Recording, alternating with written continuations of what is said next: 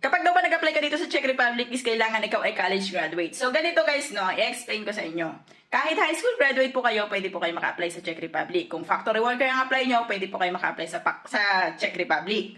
So guys, kapag factory worker, okay lang kahit high school. Basta meron kayong diploma, may Form 137 kayo, na ipapakita sa inyong requirements. Ano? High school graduate po is okay. Kahit hindi K-12, kahit yung dati, kasi before yung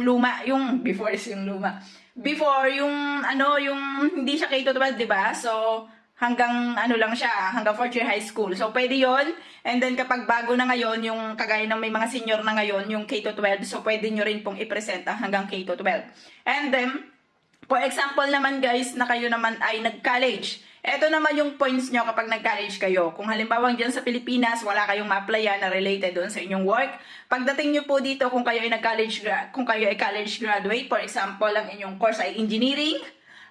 Halimbawa, meron kayong vocational na welding, meron kayong ano pa ba? Basta yung mga any related course, mga electrical, something ganyan, mga driver, mga skill na pwede nyo magamit dito, pwede po kayong mag-apply sa iba pagdating nyo dito sa Czech Republic. Pero, parang ang gagawin nyo, dahil halimbawa, kunyari, is kayo high school, kunyari ay wala kayong hiring na nakita na para sa college graduate na kung ano man yung course na meron kayo.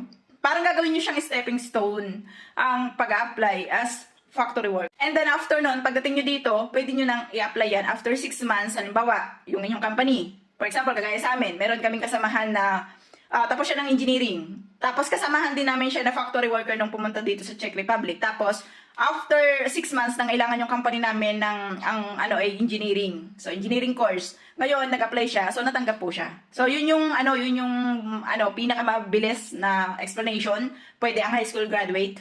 Huwag po kayo mag-isip kung high school graduate lang kayo.